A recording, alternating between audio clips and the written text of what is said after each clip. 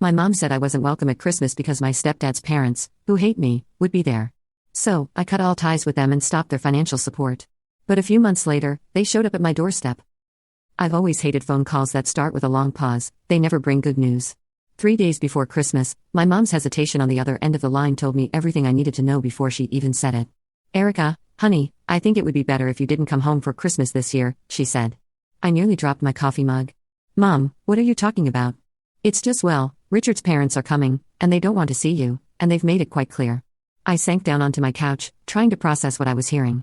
Richard was my stepdad. He'd been married to my mom since I was 10, and his parents had never liked me, but this was different. This was my mom choosing them over me. "We've always spent Christmas together," I said, trying to keep my voice steady. "Every single year since Dad died, it's our tradition." "I know, honey, but what, you're seriously picking other people over your own daughter?" For the silence that followed was worse than any excuse she could have given. When she finally spoke, her voice was tight. "Erica, they've threatened to cut Richard out of their will if they find out we're still in contact with you. They told us they won't leave him an inheritance, and will stop talking to us altogether." "So, this is about money?" I was merely shouting. "No, it's not just that," she said quickly. "I've told them that we haven't been in touch with you for years. I need you to go along with this. It's just this once." I laughed, but there was no humor in it. "You want me to pretend I don't exist in your life? That's your solution?" "Richard's parents are difficult people, Erica. They're spiteful and stubborn. We need to make sure they believe no one in the family talks to you anymore. You need to understand." I hung up. I couldn't listen anymore. To understand why Richard's parents hated me so much, you'd have to go back more than 20 years. My real dad died in a car accident when I was 4. For 6 years, it was just Mom and me against the world. Then she met Richard, a widower with a 9-year-old daughter named Hannah. When they got married, Richard and Hannah moved into our house. Things were okay at first. Hannah and I got along well enough. We argued sometimes like sisters do, throwing pillows at each other and fighting over who got the remote. Normal kid stuff. Richard's parents, though, they hated me from day one. They called me rude and ill-mannered. "It's obvious she grew up without a father," they'd say right in front of me, like I wasn't even there. When they visited, they'd bring presents for Hannah and nothing for me. They'd talk around me, through me, but never to me. The worst of it happened when I was 14. Mom and Richard went on vacation, leaving Hannah and me with Richard's parents. Usually, we'd stay with my Aunt Sarah, Mom's sister, but she was busy that time. Richard's parents weren't happy about having us, especially me, but they reluctantly agreed. After a week cooped up together, Hannah and I got into a fight over the laptop. We were both bored out of our minds, and tensions were high. During the argument, I pushed her, not hard, just a shove, but she lost her balance and fell awkwardly and broke her arm. The scream that came out of Hannah was blood-curdling. Her grandparents came running. Her grandfather whisked her off to the hospital while her grandmother called Richard hysterical. "You need to come home right now," she shrieked into the phone. "Erica beat Hannah badly and broke her arm. She needs to be in a psychiatric clinic. She's completely out of control." After that call, everything changed. They locked me in a bedroom, took my phone, and only opened the door to slide in meals. They called me a rabid animal and threatened me with juvenile detention. Mom and Richard cut their vacation short and came home 3 days later. Richard was furious. He said he couldn't trust himself to be around me. They sent me to stay with Aunt Sarah for 2 months. When I finally came home, Richard barely spoke to me. Hannah and I made up quickly. Ironically, the incident brought us closer. My parents forced me into therapy for anger issues I never had. The atmosphere at home was suffocating after that. When I turned 18 and left for college in another city, it felt like escaping prison. During college, I only kept in touch with Mom and Hannah. I studied administration and management, working my ass off to make something of myself. In my junior year, my friend Olivia and I got internships at her dad's restaurant chain. I put together a development plan that shocked everyone when it actually worked. Profits jumped within months. After graduation, Olivia's dad offered me a job. He was handing the restaurant management company over to Olivia, and she wanted me as her executive director. I'd be responsible for business development and modernization, essentially her right-hand woman. Olivia and I transformed that restaurant chain. We set up food delivery services, developed a mobile app, and created workspaces where customers could use laptops while ordering food. We started cooking classes, installed live feed cameras in the kitchens to show off how clean and efficient they were, and designed special zones for selfies in each restaurant. Young people started flooding in. We kept the old customers and attracted tons of new ones. Business boomed, and suddenly I had a salary I'd never dreamed of. For the first time in my life, I had savings. That's when Mom called about Richard's job problems. He'd been let go. She explained they were struggling to make the mortgage payments. Then Richard got on the phone. "Erica, I'm sorry for everything. You're our only hope right now." So, I agreed to help. Every month, I sent money for their mortgage payment. Eventually, Richard found part-time work, but I kept paying anyway. It wasn't a hardship for me, and they'd gotten used to the help. I thought I was buying a better relationship with them. I was wrong. After that awful call with Mom, I sat on my couch for what felt like hours, just staring at my phone. My thoughts were a mess. I needed to talk to someone who'd understand. I dialed Hannah's number. "Hey, sis, what's up?" Hannah's cheerful voice was such a contrast to how I was feeling. "Mom just called," I said, my voice shaking a little. "She told me not to come home for Christmas because your grandparents will be there. Your grandparents threatened to cut Richard out of their will if they found out they still talked to me. Apparently, she's been telling them for years that they don't have any contact with me." That's when Hannah rarely cursed. "What the hell is wrong with them?" "She wants me to play along," I continued. "Pretend I'm not part of the family anymore, so your grandparents will leave them money someday." "Well, the hell with it," Hannah said firmly. "If you're not welcome there, then I'm not coming either. If they're choosing money over you, then they can do Christmas without both of us." Tears welled up in my eyes. After everything we'd been through, Hannah was still the one person in my family who had my back unconditionally. After hanging up with Hannah, I felt slightly better. I called a few friends who I knew didn't have family plans for Christmas. By the end of the night, I had organized an impromptu orphan Christmas at my apartment with Hannah and 5 friends. The day before Christmas, Hannah arrived with a small suitcase and a bag full of decorations. "I raided the dollar store," she said, dumping glittery ornaments and tinsel on my coffee table. "Your place needs some Christmas spirit." We spent the evening decorating my apartment, drinking wine, and catching up.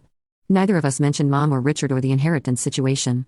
For a few hours, it was just like old times. Christmas Day was nothing like the formal, tense affairs we'd grown up with at home. Update: Christmas Day was nothing like the formal affairs we'd grown up with at home. My friends arrived around noon, each bringing food, drinks, or games. We ate too much, laughed too loud, and drank probably more than we should have. It wasn't traditional, but it was real. By the end of the night, even Hannah admitted it was the best Christmas she'd had in years. But, of course, reality has a way of intruding. While scrolling through Instagram before bed, I saw a post from Mom. There she was, smiling next to Richard's parents in their living room, everyone wearing matching Christmas sweaters. The caption read, "So blessed to spend this special day with family." The word family felt like a knife twisting in my gut. I wasn't family anymore. I was an inconvenient truth to be hidden away. I couldn't sleep that night. The Instagram post kept replaying in my mind, along with every monthly mortgage payment I'd been making. Every time I sent that money, I thought I was healing old wounds, building bridges. Now, I realized I'd just been buying the illusion of family. The next morning, I made a decision. I opened my banking app and canceled the automatic transfer to my parents' mortgage account. Maybe it was petty, but I was done being used. 2 weeks passed. I threw myself into work, grateful for the post-holiday rush of new restaurant customers with their New Year's resolutions to try new places. Olivia and I were working on plans to open a new location, and I welcomed the distraction. Then Mom called. I almost didn't answer, but some part of me wanted to hear what she had to say. "Erica, there's a problem with the mortgage payment," she said without even saying hello. "Did you forget to send it?" "I didn't forget," I replied, keeping my voice steady. "I canceled it." There was a beat of silence. "What do you mean you canceled it?" "I mean I'm not paying your mortgage anymore," I said. "But we're counting on that money." Her voice rose in panic. "The payment is due today." "You should have thought about that before you betrayed me for your in-laws' money," I said. "You chose them over me, now you can ask them to pay your mortgage." "This is about Christmas, Erica, you're being childish," she said. We explained why. "You explained that money is more important to you than I am," I said. Message received. Her tone changed then from panic to accusatory. "I know what you did. You know you convinced Hannah not to come for Christmas.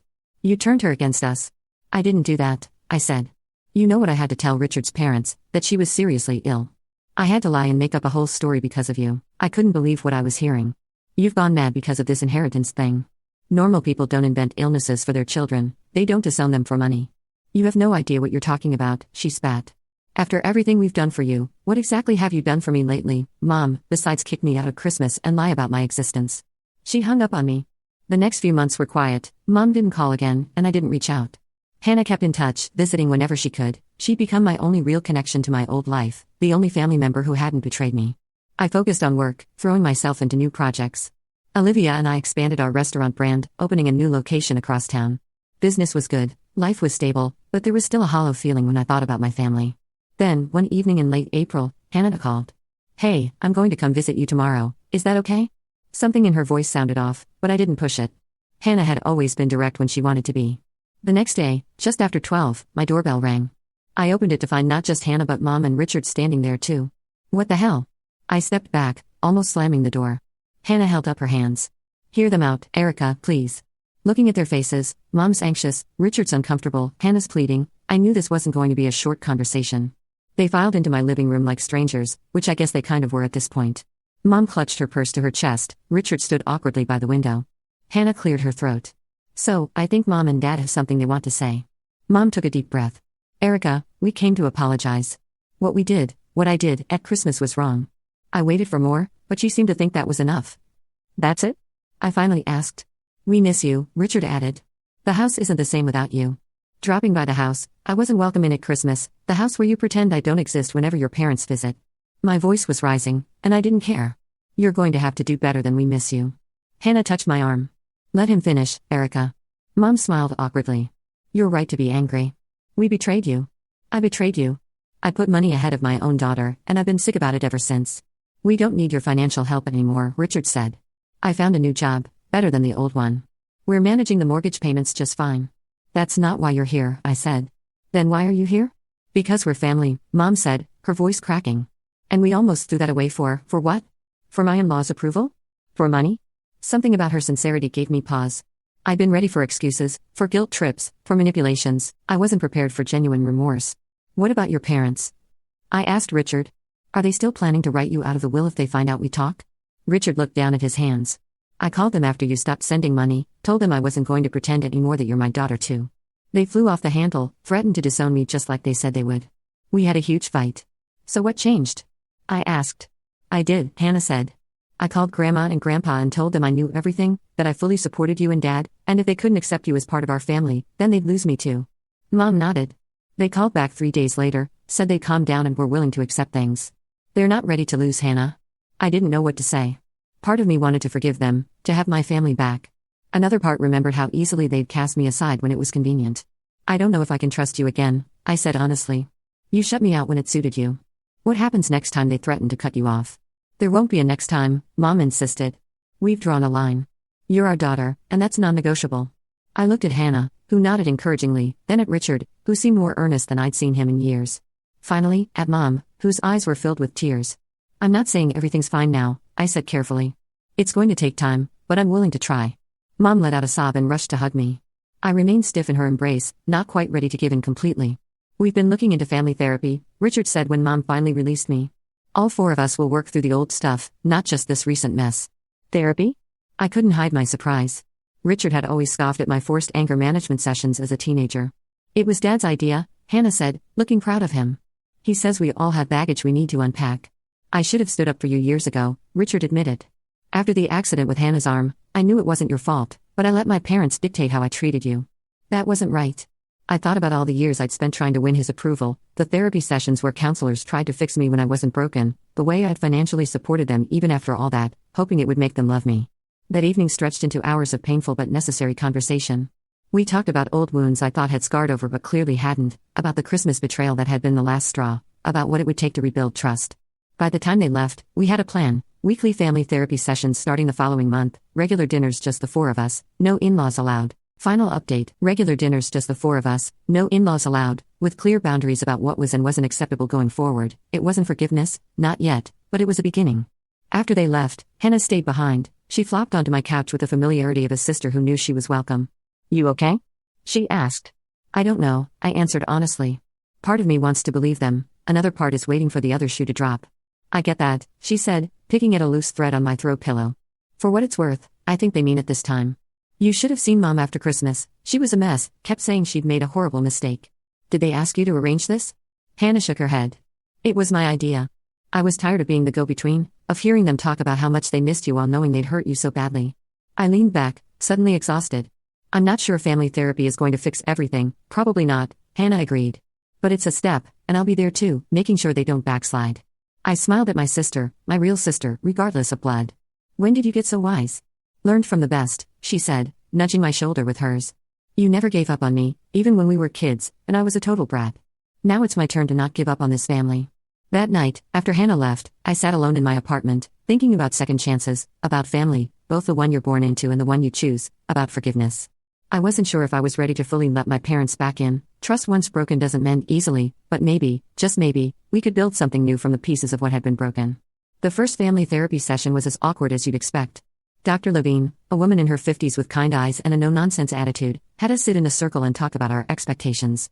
I just want my family back, Mom said, dabbing at her eyes. I want to understand why I was so easily disposable, I countered. Richard shifted uncomfortably. I want to be a better father to both my daughters.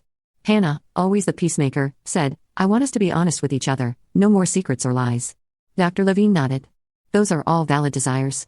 This won't be easy, but acknowledging what you want is a good start. Over the next few weeks, we met regularly. Sometimes the sessions were productive, sometimes they devolved into arguments or tears, but we kept showing up. Slowly, painfully, we unpacked years of misunderstandings, resentments, and fears. We talked about why I'd felt compelled to financially support them even after everything that had happened, about how Richard's parents had weaponized their inheritance to control the family, about the Christmas betrayal that had finally broken me. Outside of therapy, we started rebuilding our relationship in small ways. Mom would call just to chat. Richard sent me articles about restaurant management he thought might interest me. Hannah and I maintained our sister bond, stronger than ever. 2 months into therapy, we hit a breakthrough when Richard opened up about his own childhood. My parents always used money to control me, he said. Growing up, if I didn't behave exactly as they wanted, they'd threaten to cut me off. When I wanted to marry my first wife, they threatened to disinherit me because they didn't approve of her. I stood my ground then, but after she died, I guess I didn't have the fight left in me. So when they started treating Erica the same way, Dr. Levine prompted, I fell back into old patterns. He admitted, looking at me with genuine remorse, I'm so sorry, Erica. I failed you. Something shifted in me that day. For the first time, I saw Richard not as the stepfather who'd betrayed me but as someone who'd been manipulated his whole life, just like I had been. We both deserved better, I told him. By the 3rd month of therapy, we were ready to test our new family dynamics in the real world. Mom invited me over for dinner at their house, my childhood home. I hadn't been there since before Christmas. As I pulled into the driveway, my stomach churned with anxiety. What if Richard's parents showed up unexpectedly? What if this was all an elaborate trap?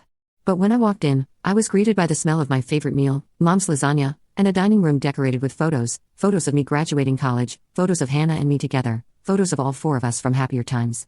We put these back up, Mom explained, following my gaze. They belong here, you belong here. Dinner wasn't perfect, there were still awkward pauses and moments when old tensions threatened to resurface, but it felt like progress. After dinner, Richard pulled me aside. I need to show you something, he said, leading me to his office. On his desk was a legal document. What's this? I asked. I've been working with a lawyer to ensure that whatever happens with my parents' inheritance won't affect what I leave to you and Hannah. You'll both be treated equally in my will, no matter what. I stared at him, speechless. It's not about the money, he clarified quickly. It's about making sure you know that you are my daughter, Erica, not by blood but by choice, and nothing, not my parents, not their money, will ever change that again. I didn't cry often, but I cried then. On the drive home that night, I called Hannah. You won't believe what just happened, I told her, recounting the evening. I believe it, she said.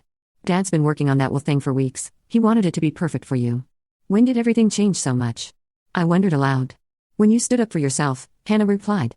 You showed them they couldn't have it both ways, they couldn't treat you like garbage and still expect your financial support.